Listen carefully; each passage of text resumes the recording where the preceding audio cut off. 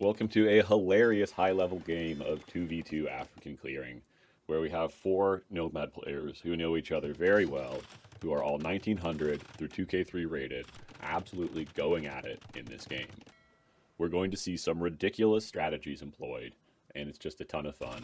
I hope you enjoy. I'm playing here in red as the Celts, one of my favorite civs, but not really a traditional power civ on African clearing, as they lack some mobility. I like my TC though with the Baobab trees.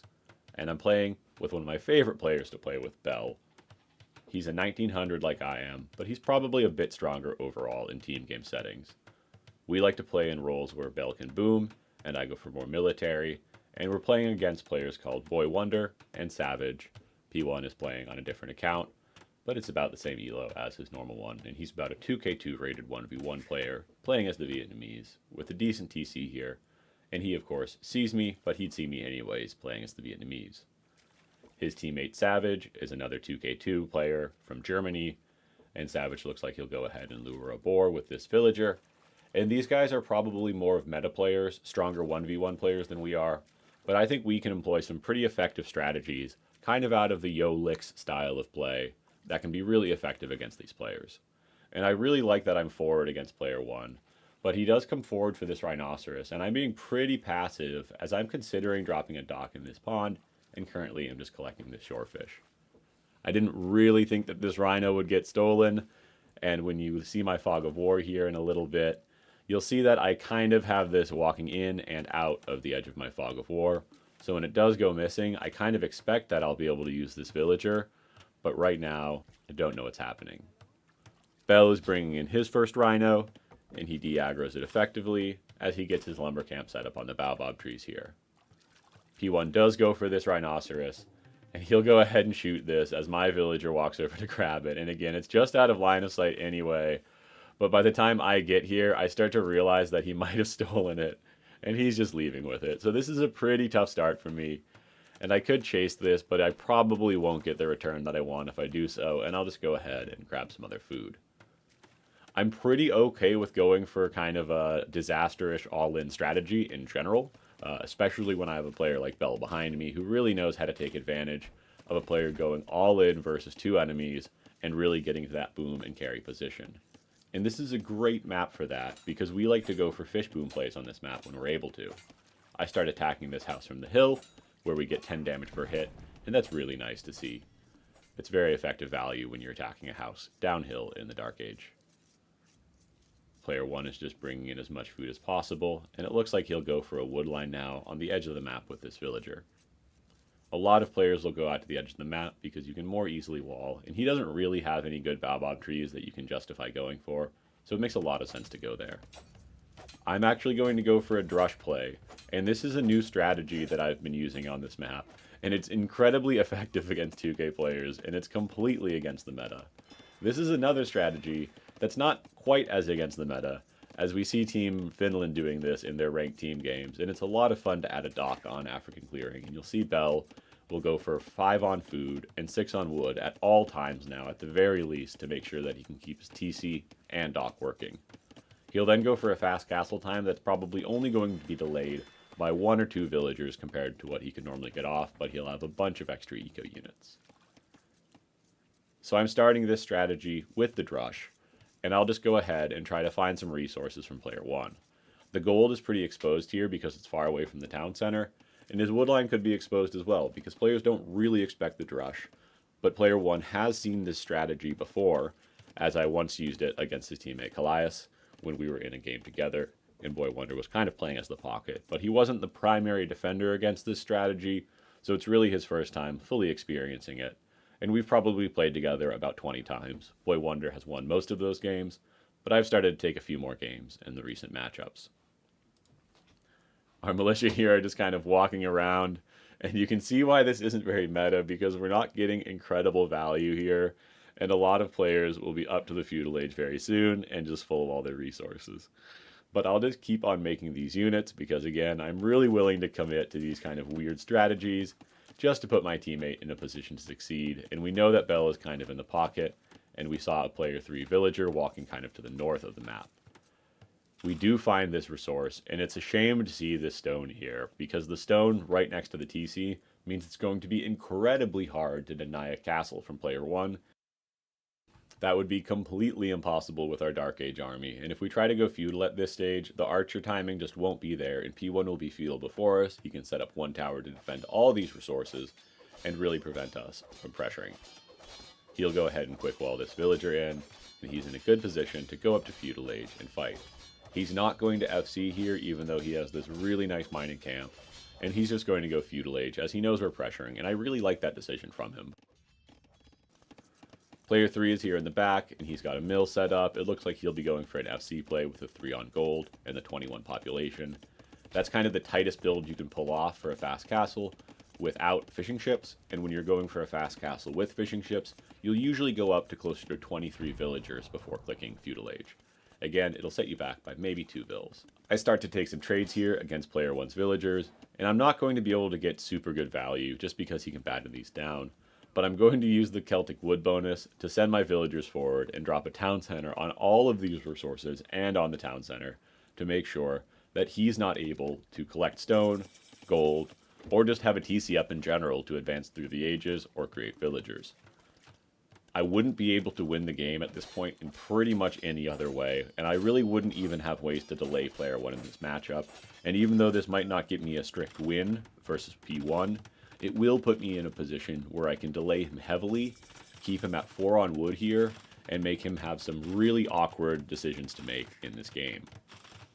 If for his part, it looks like he's still going to commit to the archer play, and I don't mind that, but it seems like he's also shooting down my town center, and it'll be really hard to afford the archers and the town center repairs, especially against a civ like the Celts, and I've got 22 population, which should be plenty to repair my town center and keep it working at all times. We'll both put 10 villagers inside the town center here, because we're both pretty experienced on Nomad, and that'll mean that we'll be able to shoot the maximum number of arrows with the minimum amount of villagers. You'll even notice that P1, just like I like to do, put in a lot of the weak fills just to get them healed up over time and get that extra value. P3 has a crazy amount of sheep, but Bell has all these fishing ships. And he's hit feudal age with 30 population, 6 of those being fishing ships, and he'll be up on 25 villagers, which is exactly 3 villagers behind the Mayan player.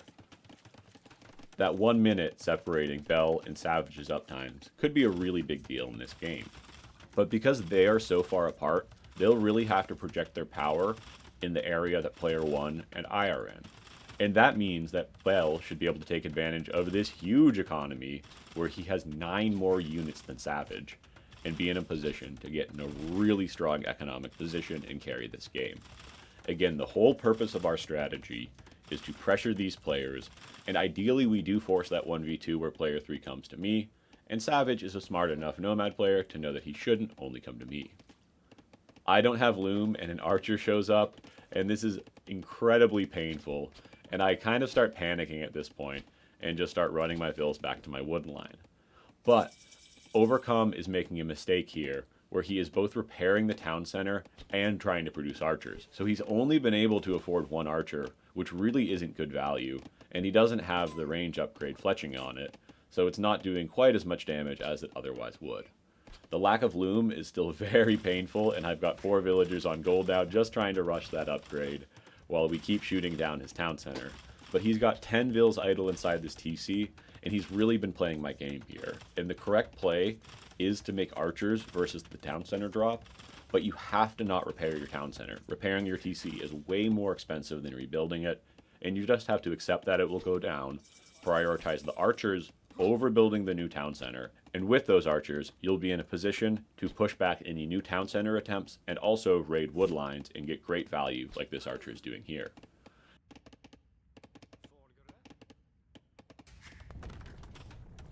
It's got 2 kills, but I'm glad it hasn't defeated me, and of course taking out the TC is a huge success, and I'm very pleased with that. P1 goes ahead and just dives my wood line to reinforce his archer, and I've got 1 villager here in the north collecting wood, so I'll at least be able to collect enough resources to drop a new lumber camp if he knocks this down. Bell's Knight arrives because player 3 is going for plumed archers, which require a castle to be built, and the stable is already built upon reaching castle age. The knight arrives first, and it's just a more powerful unit in small numbers and will start to pick off villagers. The plumed archers are here as well, though, and they will be able to take okay trades against these knights, and Bell will eventually need siege units or mass knights with upgrades to engage against the plumes. It looks like he'll just go ahead and take this next villager and take a trade against the plumes with these knights, but Savage will just do some nice micro, pulling this one plume back, making sure he doesn't lose it, and cleaning up the knight. The plumes are really good units at trading efficiently and are a great unit at this distance on the map, but you'd really prefer the distance, if you're the plumes player, to be a bit closer between you and the knights player, so that Bell won't have time to mass knights and react with siege if he sees the plumes crossing the map. Bell's eco is fully set up with the fish traps here. Well, it looks like he has one more to set up, but he's still in an amazing position with the 38 eco against the 29 from the Mayans player. And of course, the Mayans do have a great eco of their own, while the Persians do too. If we look at the KD here, ours is very bad, but Overcomes is quite bad as well. And from an economy perspective, Bell is way ahead, and this Persian fish boom is just dominating the Mayan economy. And the distance between them means that he's pretty safe, and our eco is only 100 resources behind player 1's. The plumes continue to run across the map, and our units are in danger here. But the plumes raiding my villagers kind of on the outside here and in the areas where I don't have a dense population isn't too bad, because they're not hitting Bell at home, so I'm happy to lose a few villagers. And Savage is definitely hoping to find more than just 1 or 2 kills in this area. But I've retreated my villagers to Bell's base, and I've started to reinforce his wood line, which is one of my favorite things to do now, when you kind of can't continue to do damage to the enemies, but you're trying to play this full support role where you put your carry into the carry position. I'm going to now just wall him up and take his mind off those type of tasks and try to protect him as much as possible at home. But we do have one more really fun play that we end up going for in this game.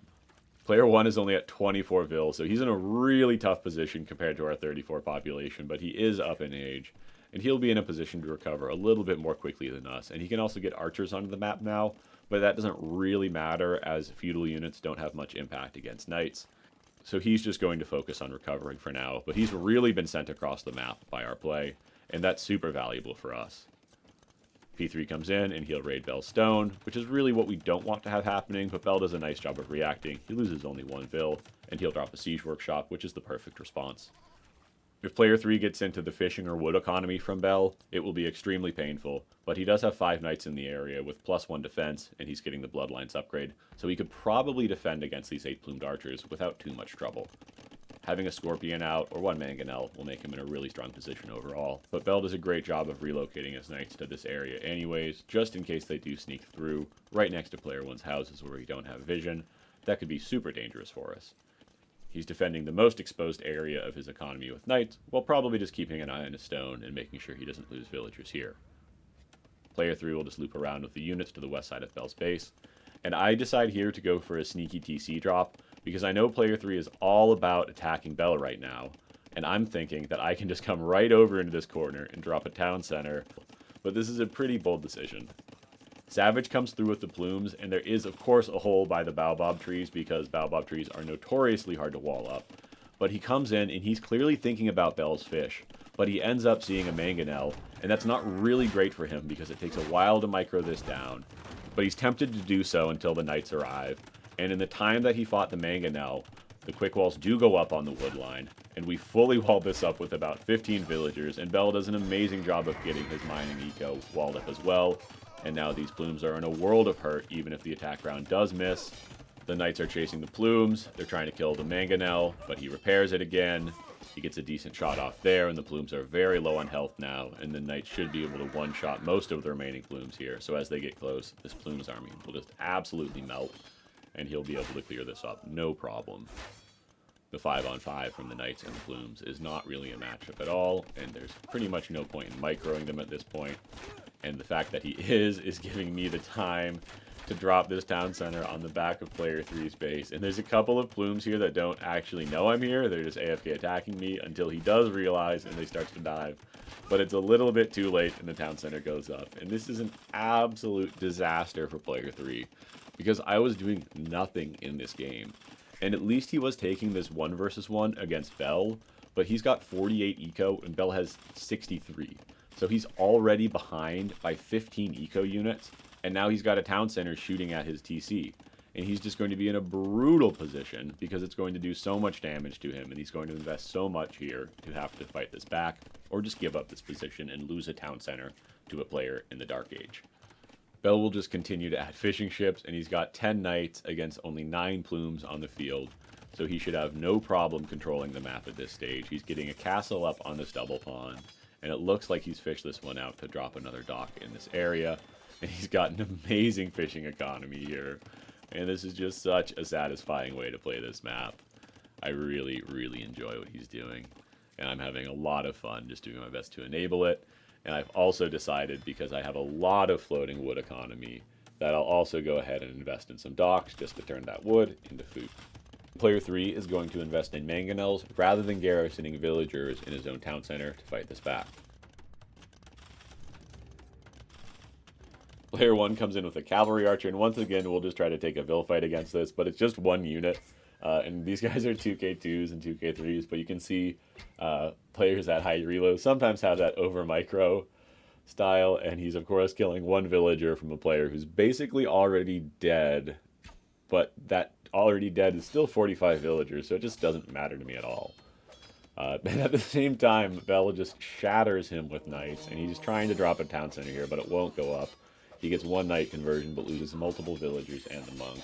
And the town center being delayed is just a real problem for P1, who's at 31 pop, and it's just really painful for him. The mangonels are on the town center, but that mangonel is on the middle of that farm, and if I realize that, I should be able to shoot at it. I'm actually making a mistake here and sent some villagers in the middle of my TC, so that's very painful. And I do take that damage and realize that's going on, so fortunately stop using the hotkey to repair the town center. P3's TC is getting very low, and it's just taken a lot of damage here. And he's ripping through the wood trying to repair this thing. And he's only at 62 total pop. Bell's at 88. He's getting gill nets. So the 15 economy lead has expanded to a 28 economy lead, and it's just an incredibly painful position for player 3. And his plumes aren't pressuring Bell, who's able to go for this super powered fish boom as the Persians.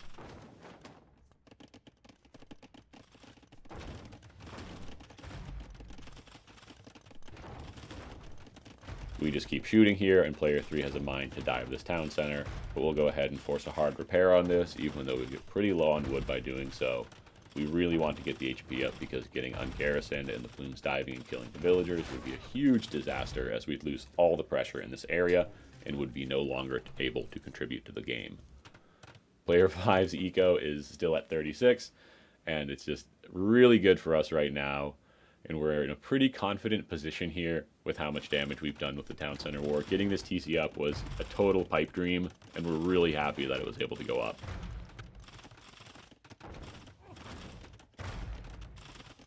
"28 on wood with the Celts is enough to get the job done here, and player 3 is realizing that he needs to pressure me more than just mangonels, and he's garrisoned the town center. He comes in with the plumes for the dive, but the plumes are now out of position, and the knights come in, and they'll be able to pressure the mangonel here, which I did get some crop shots on by shooting the farm and took some damage off of it.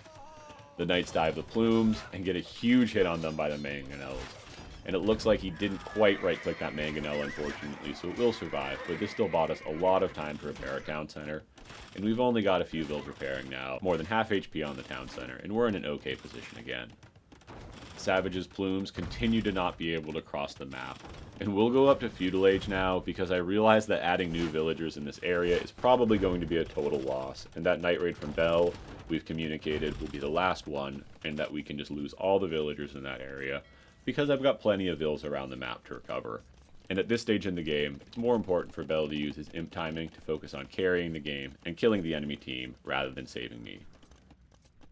He's got some raids coming in from the Cav Archers, but there's only 3 of them here because player 1 basically has no eco, and the 2 knights will push this away easily. The mangonel in the area will deal with any reinforcements that come in as well.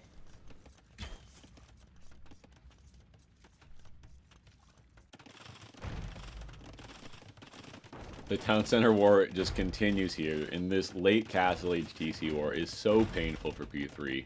That 15 economy lead has grown to a 50 economy lead, and he's not up to the Imperial Age, and they probably are starting to realize that there's just no hope in this game. And Savage has to be frustrated having taken so much damage from this push. It's really just painful to do so. Because he has Bodkin Arrow, the 10 villagers in his town center are actually only giving him 7 arrows, because when you get the range upgrades, it actually reduces the number of arrows that villagers shoot to compensate for the higher damage.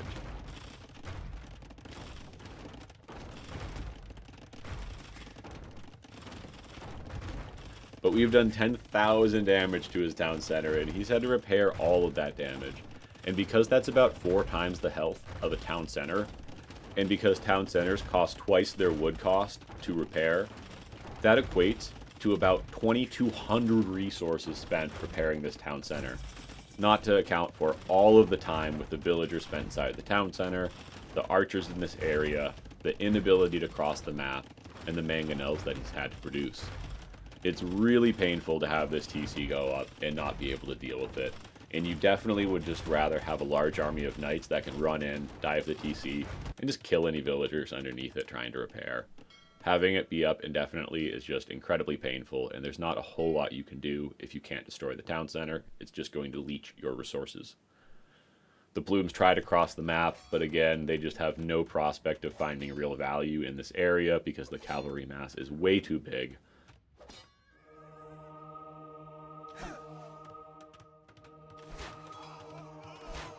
But player 1 does have some monks out and gets 2 conversions, but Bell has this fleet of light cav swooping in from the south of this army, and they'll just go ahead and jump these monks, and there will not be any more monks after this engagement.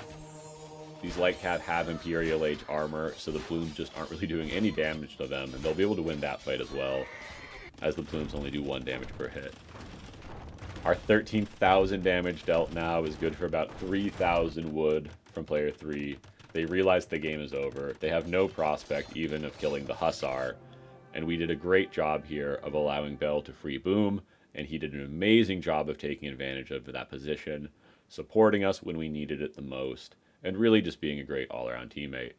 Somehow I have the highest APM here, just panic-clicking my villagers all over the map and walling things up.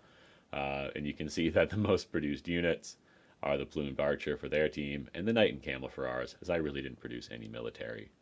Bell has an amazing fish boom here with 26 fishing traps, and this just makes his eco absolutely fly, as these are faster than farms. Please consider subscribing to the channel if you're enjoying the videos. It's free for you and very meaningful for me. This is Varus. Have a great day.